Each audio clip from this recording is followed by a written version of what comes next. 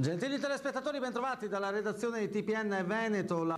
Una manifestazione di 80 lavoratori della Gatorade di Silea, ne avevamo parlato qualche giorno fa, ha bloccato per alcune ore il traffico sulla Treviso Mare. Il corteo è stato organizzato dai sindacati per protestare contro la decisione dell'azienda del gruppo Pepsi Cola di delocalizzare la produzione. I manifestanti hanno distribuito ad automobilisti e camionisti bottigliette della bevanda accompagnate da volantini.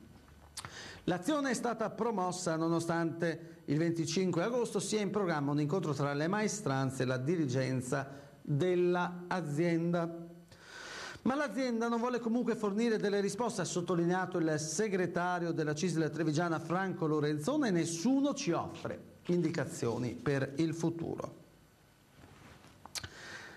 E i lavoratori della Gatorade hanno incassato la solidarietà del governatore del Veneto. Capisco le esigenze delle multinazionali, ma sono a fianco dei lavoratori della Gatorade. Chi delocalizza fa perno su un interesse legittimo, ma non tutela il territorio e gli toglie futuro. Lo ha affermato appunto il governatore Zaia, intervenendo in prima persona sull'avvertenza che ha visto le maestranze della Gatorade di Silea bloccare il traffico della Treviso Mare con la decisione dell'azienda di delocalizzare la produzione. Chi ha inventato la parola delocalizzazione, ha aggiunto Zaia, ha creato un neologismo per camuffare con un lessico forbito un evento che ha invece più di un connotato negativo.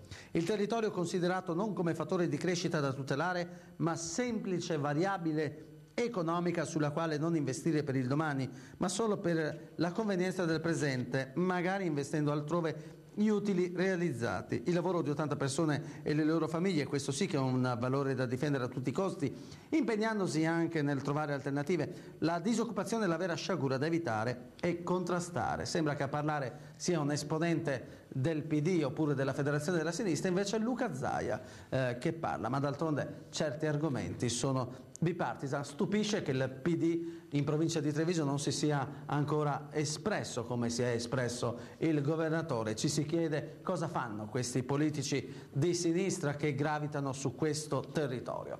E adesso parliamo invece